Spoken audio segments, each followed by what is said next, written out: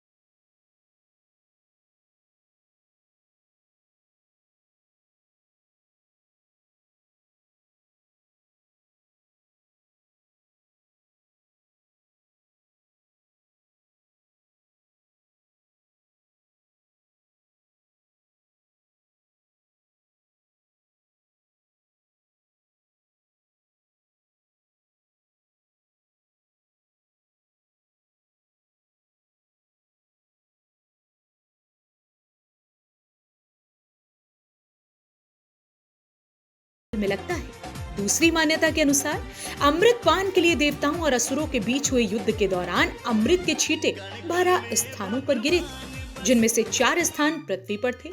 इन 4 स्थानों पर ही कुंभ का मेला लगता है। इसके अलावा कई ज्योतिषियों का ये भी मानना है कि बृहस्पति ग्रह 12 साल में 12 राशियों का चक्कर लगाता है, इसलिए कुंभ मेले का आयोजन उस समय पर होता है जब बृहस्पति ग्रह किसी खास राशि में होता है। आइए जानते हैं कि समुद्र मंथन की पूरी कहानी। किसी समय महर्षि दुर्वासा ने तपस्या किया और उस तपस्या के बल पे एक दिव्य माला को प्रकट किया उन्होंने, और देवराज इंद्र उधर से आ रहे थे। उन्होंने उसको दिया कि देवराज, तुम्हारे ऊपर इस लोकों का व्यवस्था का एक दायित्व बनता है, तो आप और बेहतर ढंग से आओ और तेजस्वी रहेंगे, आपका पराक्रम और तेज होगा, तो ये माला आप धारण करो, आपके यश में वृद्धि होगी। तो देवराज को घमंड था, जैसे ऐश्वर्य पाकर किसी को भी हो जाता है, तो कई बार ऐसा भी हो जाता है, तो उनको घमंड था। तो उसी अहंकार में दुर्वासा जी थोड़े आगे चले दे करके माला, और उन्होंने उस माला को ऐरावत के ऊपर फेंक दिया हाथी पे। ऐरावत ने भी सूंड में पकड़ा और उसको घुमा करके सीधा दुर्वासा जी की तरफ ही फेंक दिया। तो उस माला, उस दिव्य माला की जो तपोमय तप से पैदा हुई थी, ऐसी अवस्था देख करके और ऐसा तिरस्कार देख करके महर्षि दुर्वासा को क्रोध आया, और क्रोध में उन्होंने देवराज इंद्र को और समस्त देवताओं को आधार बना करके उनको श्रीहीन होने का श्राप दे दिया। और श्रीहीन होने की तत्काल प्रभाव से ही, श्रीहीन होने से समस्त देवी देवता ही नहीं अपितु पूरा विश्व ही उदासीनता, हताशा, निराशा, शौर्य और पराक्रम से रहित और समस्त सौंदर्यों से रहित हो गया। सब जिस जगत में उदासीनता सी छा गई, क्योंकि संपूर्ण जगत का सौंदर्य तो भगवती श्री में ही है। काफ़ी समय तक वो लोग ऐसे ही रहे। जब ज़्यादा पीड़ित अवस्था में आए तो उन्होंने ब्रह्मा जी के पास गए। ब्रह्मा जी ने उनको समाधान दिया कि भाई ऐसा है कि आप लोग समुद्र का मंथन करें, क्योंकि समुद्र के अंदर ही सब कुछ है। तो भगवान विष्णु का आशीर्वाद प्राप्त करके वो लोग समुद्र का मंथन करने के लिए फिर असुरों को भी मनाया गया, क्योंकि अकेले देवता भी समुद्र मंथन करने में समर्थ नहीं थे।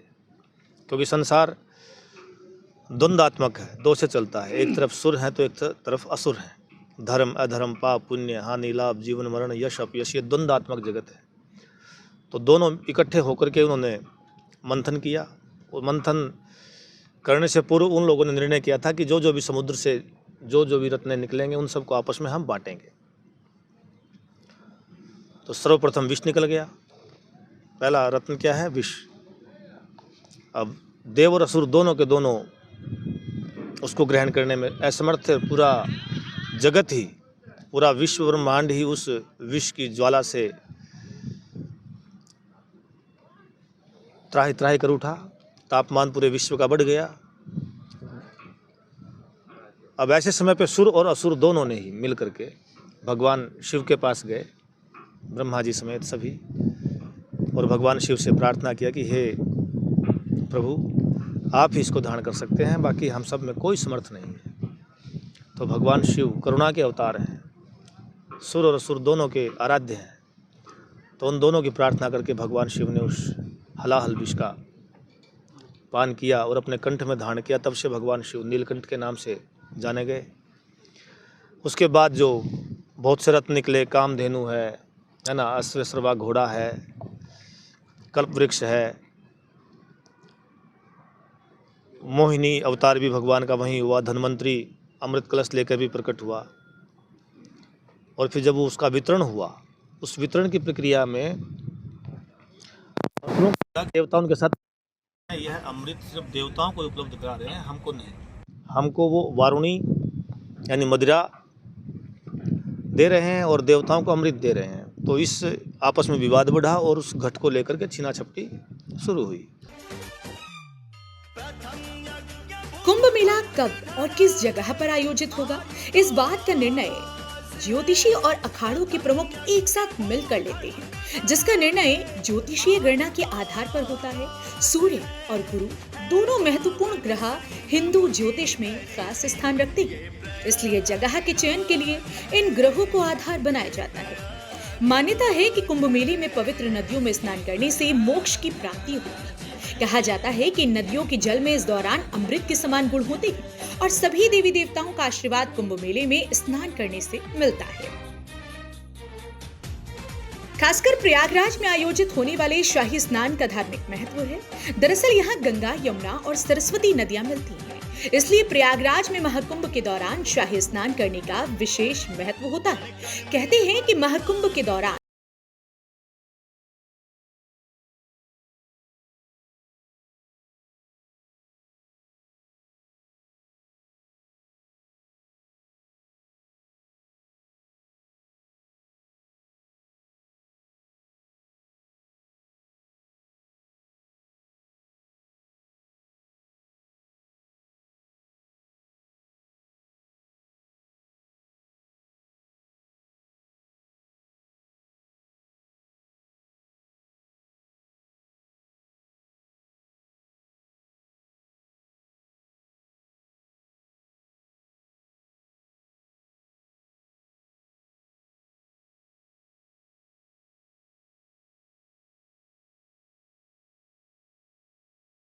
बारह फरवरी माघ पूर्णिमा पर 5वां शाही स्नान और 26 फरवरी महाशिवरात्रि के पावन पर्व पर 6वां और आखिरी शाही स्नान आयोजित होगा। मुख्य रूप से जो महाकुंभ के मुख्य स्नान हैं वो 14 जनवरी को मकर संक्रांति का मुख्य स्नान है। तब साधु संतों का एक सैलाब आएगा, जनसमूह भी करोड़ों की संख्या में आनी शुरू हो आएगी। उसके बाद दूसरा स्नान है 29 जनवरी को मौनी अमावस्या का। मौनी अमावस्या में भी करोड़ों लोग आएंगे। तीर्थराज प्रयाग एक बहुत प्राचीन ऐतिहासिक तीर्थों का राजा है। तीर्थों का महत्व बहुत भारी होता है, तो तीर्थों के राजा का महत्व तो उनसे कहीं अधिक भारी होगा ही।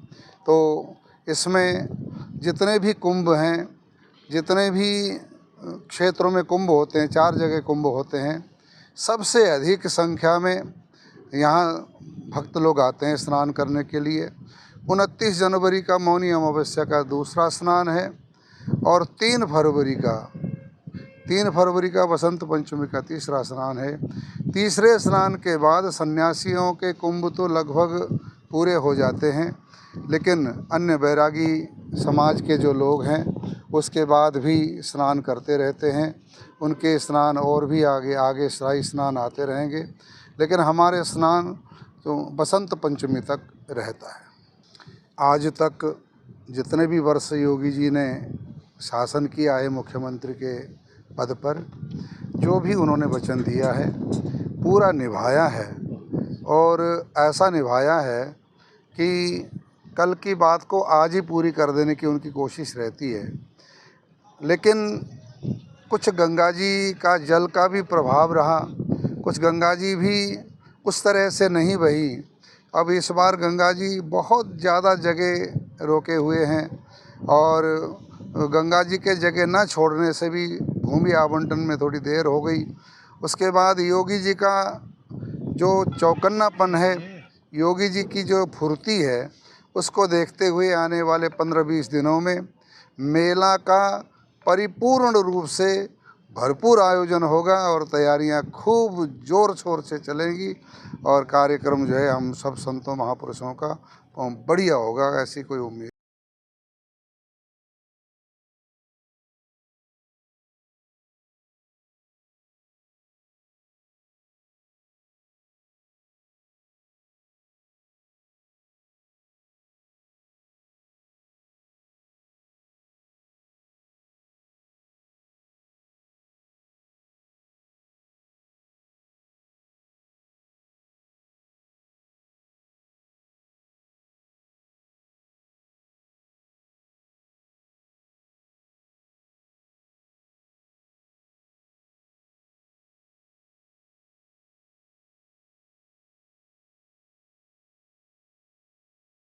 चुकी महाकुंभ की तैयारी को लेकर देश के प्रधानमंत्री नरेंद्र मोदी संगम पर 13 दिसंबर को आकर 5,500 करोड़ की लागत से 167 परियोजनाओं का उद्घाटन कर चुके हैं।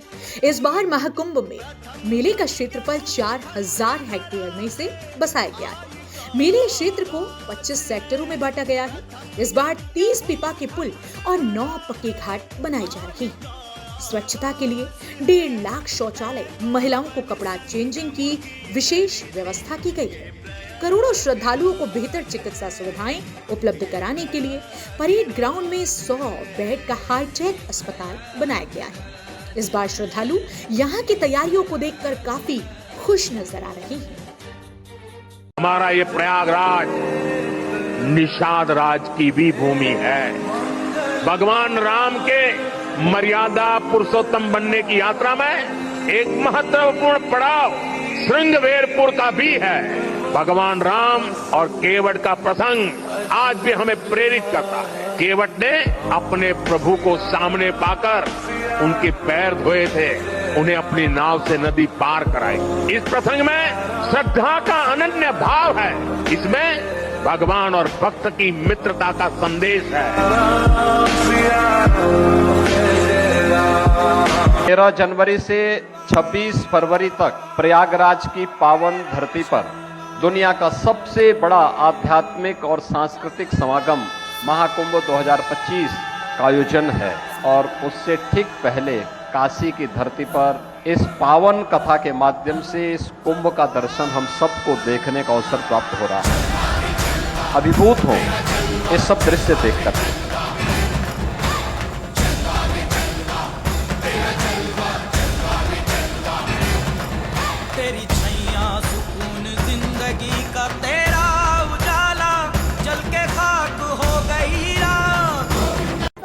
मैम कहाँ पे आई हैं आप माता जी को लेकर? इलाहाबाद संगम। संगम पे आई हैं। हाँ। जो संगम का नज़ारा है कैसा लग रहा है आपको इस बार? अद्भुत। जो सरकार की मंशा है, योगी आदित्यनाथ की जो मंशा है कि इस बार दिव्य कुंभ, भव्य कुंभ और नव्य कुंभ है, बहुत क्या अच्छा क्या है। कहना चाहेंगे आप? बहुत खूबसूरत लग रहा है। क्या लोगों को संदेश देना चाहेंगे तैयारी को लेके? हाँ। क्या संदेश देना चाहेंगे तैयारी को लेकर लोगों को? बहुत सुंदर तैयारी है, बहुत खूबसूरत तैयारी है। स्वच्छता बनाए रखें। हाँ, भगवान ऐसे ही सबका वो करे, कल्याण करे, गंगा मैया सबका कल्याण करे। आप संगम की रेती पे आए हैं स्नान करने। 2025 में महाकुंभ लग रहा है, क्या कहना चाहेंगे आप? बहुत बढ़िया काम हो रहा है और अभी भी मैंने देखा जो काम चल रहा है बहुत बढ़िया तरीके से हो रहा है और सब कुछ अच्छा हो रहा है। पहले मैं आज से 15-20 साल के पहले आया था तो ऐसा नहीं था, तो अभी बहुत बढ़िया हो रहा है। अच्छा, क्या कहना चाहते थे कि आपकी योगी जी जब से वहाँ पे गए हैं? हाँ, वो मैं ऐसा कहना था, जो गुजरात में हम थे ना, तो पहले योगी से पहले हमारे हर 50-100 मीटर पे एक नींबू शिकंजी का ठेला रखता था और ये सब लोग यूपी वाले थे। जब योगी जी आए उसके 1 साल बाद हम नींबू शिकंजी खोजते हैं तो भी नहीं मिल रहा, कोई नहीं है। इसका मतलब है कि यहाँ रोजगार मिला, वहाँ से सब लोग इधर आ गए। मतलब आपका कहना है कि योगी के आने से जो रोजगार मिला है हमने गुजरात में अनुभव किया है। मतलब इनका जो रोजगार जो मॉडल है इनका है, वो बहुत बढ़िया है। आप गुजरात में अनुभव किए हैं? हमें तो तकलीफ हो रही है नींबू शिकंजी के लिए, कोई मिलता नहीं है अभी। सरकार द्वारा लगातार तैयारियां की जा रही हैं, क्या कहना चाहेंगे आप? सरकार इस संगम मेले के प्रति पूर्ण रूप से समर्पित है और सरकार के प्रयास से इतनी बड़ी व्यवस्था हो पाई है जो वैश्विक पटल पे हमारे संगम का, हमारे प्रयागराज का जो है दृश्य उभर करके सामने आया है। क्या संदेश देना चाहेंगे आप? हम संदेश ये देना चाहें कि लोग आएँ, गंगा जमुना के संगम पर स्नान करें, अपने को जीवन भर के लिए और मृत्यु के बाद भी अपने को वैकुंठ धाम जाने के लिए और पवित्रता को ओढ़े हुए, सत्य को ओढ़े हुए जो यहाँ से संदेश लेके जाएं। लेकिन जो भी आए यहाँ सफाई स्वच्छता पे विशेष ध्यान दें। 2025 में संगम रेती पे महाकुंभ लग रहा है। अब विश्व के सबसे बड़े मेले का आयोजन किया जा रहा है। जो व्यवस्थाएं हैं सरकार द्वारा की गई हैं, इस व्यवस्था में क्या कहना चाहेंगे आप? बहुत बढ़िया है, व्यवस्था तो बहुत बढ़िया है। क्योंकि जो सरकार के जो प्रयास है इस बार बहुत जो अच्छा है। मोदी जी और योगी जी ने बहुत अच्छा किया है। कहाँ से आई हैं आप? हम तो गुजरात से, मोदी के यहाँ से है। मोदी के यहाँ से आए हैं आप? सरदार पटेल सरदार पटेल के गांव के हैं हम। अच्छा, क्या लग रहा है आपको कि गुजरात मॉडल जो का यूपी बनेगा? हाँ, हो जाएगा, बन रहा है और बहुत बढ़िया हो गया, पहले से ज्यादा अच्छा हो रहा है। बहुत अच्छा किया है। क्या संदेश देना चाहेंगे आप? हम तो संदेश देना चाहेंगे योगी जी और मोदी जी ऐसे ही रहे, हाँ, और ऐसे ही बढ़िया बढ़िया सब जगह को बनाते रहे। क्या नाम आपका? बिंदु पटेल। गुजरात से आई हैं? हाँ, गुजरात से, सरदार जी के गांव से, करमसद से है हम, सरदार पटेल के गांव से। कुंभ मेला क्षेत्र में हजारों हेक्टेयर में टेंट सिटी को बसाया जा रहा है।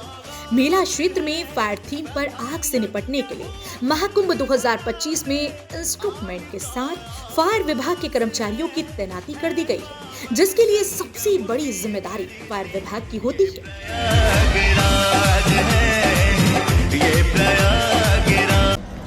हम इस समय प्रयागराज के संगम रेती पे हैं, जहाँ पे 2025 में लगने वाले महाकुंभ की तैयारियां जोरों शोरों चल रही है। हम बता दें यहाँ पे जो मेला लग रहा है, अब इस महाकुंभ के लिए 15 दिन में उत्तर प्रदेश के मुख्यमंत्री योगी आदित्यनाथ 3 बार आकर यहाँ समीक्षा कर चुके हैं और लगातार अधिकारियों के साथ बैठक कर रहे हैं, निर्देशित भी दे रहे हैं कि जो काम अधूरे उसको पूरा कर लिया जाए। और 13 दिसंबर को यहाँ पे भारत के प्रधानमंत्री नरेंद्र मोदी भी आ चुके हैं और 5500 करोड़ रुपए की 167 परियोजनाओं का यहाँ पे शिलान्यास भी कर चुके हैं, उद्घाटन भी कर चुके हैं। हम बता दें आपको कि इस बार महाकुंभ में जो पार्टून पुल है वो यहाँ पर 30 पार्टून पुल बनाए गए हैं। मेला क्षेत्र जो बढ़ाया गया क्षेत्र लगभग 25 सेक्टरों में बांटा गया है। अगर बात की जाए सुरक्षा के लेकर, इस बार सुरक्षा के कड़े इंतजाम किए गए हैं, शासन प्रशासन मुस्तैद है। अगर अग्निशमन की बात की जाए तो यहाँ पे 13 अग्निशमन केंद्र बनाए गए हैं और 26 चौकियाँ बनाई गए हैं। जिस तरह की ठंड में यहाँ पे जो श्रद्धालु हैं वो आग जलाते हैं, कभी थोड़ी सी लापरवाही में आग लग जाती है, इसके लिए जो सरकार ने व्यवस्था करी है, अग्निशमन बनाए हैं, वहाँ पे 33 केंद्र बनाए हैं और 26 चौकियाँ बनाई गई हैं। घाटों की बात की जाए तो इस बार 9 पक्के घाट बनाए गए हैं। और जो चेंजिंग की बात की जाए तो महिलाओं की खासतौर पर चेंजिंग के लिए सरकार ने तमाम तरह की सुविधाएँ दी हैं, अच्छी तरह सुविधाएँ दी हैं। और इस बार जो है जो तैयारियां हैं लगातार जोरों शोरों तैयारियां चल रही हैं और सरकार योगी के निर्देश में लगातार अधिकारी समीक्षा बैठक कर रहे हैं और तैयारियां भी कर रहे हैं। जो इस बार जो नव कुंभ, दिव्य कुंभ, भव्य कुंभ के लिए सरकार प्रयास कर रही है कि जो इस बार यहाँ की जो जनसंख्या होगी, श्रद्धालुओं की जनसंख्या होगी, लगभग 40 से 50 करोड़ लोगों के आने की बात कही जा रही है। सरकार लगातार इसमें लेकर किसी प्रकार कोई समस्या न हो, लगातार मीटिंग कर रही है। और हम बात करते हैं यहाँ के प्रयागराज के वार्षिक बात किया जाए तो यहाँ जो संगम मेले लगने वाली बात किया जाए तो यहाँ पे बड़े तमाम तरह की सुरक्षा की गई है। और जो पौराणिक मान्यताओं के अनुसार बताया जाए तो जो यहाँ पे जो समुद्र मंथन हुआ था, राक्षस और देवताओं के बीच जो अमृत कलश विष्णु जी ले जा रहे थे, तो उससे छीना झपटी में 4 बूंद जो अमृत है वो गिरे थे, जो 1 बूंद भी प्रयागराज संगम में गिरा था। इसलिए प्रत्येक 12 साल में यहाँ पे महाकुंभ लगता है और सरकार द्वारा जो महाकुंभ की तैयारियाँ हैं पूरी तैयारियाँ हो चुकी हैं। और 13 जनवरी से 26 फरवरी तक ये महाकुंभ जो आयोजन किया जा रहा है, ये विश्व में सबसे बड़ा मेला लग रहा है। और सरकार जो है इस मेले के लिए तमाम तरह की सुविधाएँ दे रही हैं और कोई कसर नहीं छोड़ रही है। हम आपको बता दें कि जिस तरह यहाँ पे जो श्रद्धालु आएंगे उनके लिए स्वास्थ्य की व्यवस्था, सड़क की व्यवस्था, तमाम चीज़ों की व्यवस्थाएँ यहाँ से जो सरकार कर रही है वो एक अपने आप में बड़ा विषय है। क्योंकि सरकार वो चाहती है कि ये जो है नव कुंभ, दिव्य कुंभ, भव्य कुंभ है, जो डिजिटल आपका ये महाकुंभ है वो सफल रहे। हम आपको बता दें कि जो सरकार लगातार जो तैयारियां कर रही है, इस तैयारी से अधिकारियों के साथ मीटिंग कर रही है, बैठक कर रही है कि किसी प्रकार कोई समस्या ना आवे। और मुख्यमंत्री योगी आदित्यनाथ 15 दिन में 3 बार यहाँ पे समीक्षा करने आए हैं। और यहाँ पे जो प्रधानमंत्री है वो भी आ चुके हैं महाकुंभ के लिए। हालांकि महाकुंभ जो शुरुआत है वो 13 जनवरी से है, लेकिन अगर बात की जाए तो प्रधानमंत्री के आने के बाद जो है ये जो तैयारियाँ हैं और जोरों शोरों से की जा रही है। और जो मेला प्रशासन है वो लगातार एक्टिव है, चाहे पुलिस विभाग हो या PWD विभाग हो, जल निगम हो, तमाम जो विभाग हैं वो अपने काम पूरी तरीके से कहीं न कहीं वो पूरा कर रहे हैं। यूपी की बात के लिए जगदीश सिंह, प्रयागराज। तो ये थी महाकुंभ की शुरुआत से लेकर अब तक की पूरी कहानी। कहा जाता है कि महाकुंभ में स्नान करने से जातक को मोक्ष की प्राप्ति होती है और जीवन के सभी पापों से छुटकारा मिल जाता है। इसके अलावा विशेष पुण्य की प्राप्ति भी होती है। सनातन धर्म में इसका अपना खास महत्व है, इसलिए महाकुंभ दुनिया भर में लगने वाला सबसे बड़ा महापर्व है। आगे हम आपको इसी तरह से किसी और धार्मिक पर्व का वृतांत लेकर आएंगे। आप देखते रहिए यूपी की बात।